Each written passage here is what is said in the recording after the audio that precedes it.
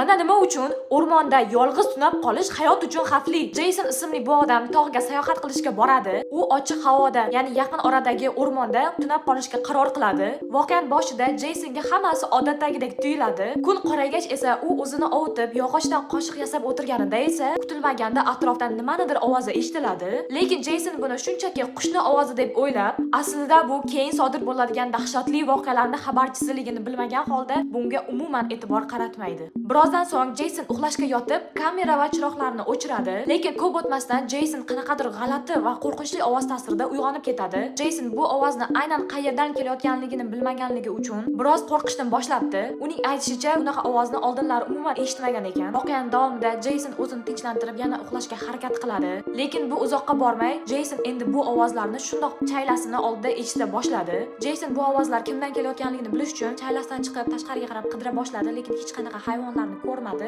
Lekin chaylani atrofini yaxshilab kuzatganida birinchi bo'lib mana shu ovozni eshitib qoladi.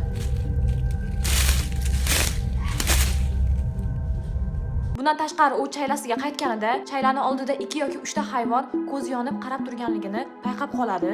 Eng g'alati tomoni shu bo'ldiki, bo'rilar yoki chiya bo'rilar odamdan uzoqroq yurishga harakat qiladi, lekin bu safar Jeysonga uchraganlari odamdan qo'rqadiganga o'xshamasdi. Nima deb o'ylaysiz? Bu hayvonlar nima uchun Jeysonga yaqin kelgan? Va eng qizig'i, Jeysonning o'rnida siz bo'lganingizda yolg'iz, hech qanaqa o'zini himoyalash qurollarisiz o'rmonda tunab qolgan bo'larmidingiz? O'zingizni javobingizni kommentariyada yozib qoldiring va keyingi videolarda ko'rishguncha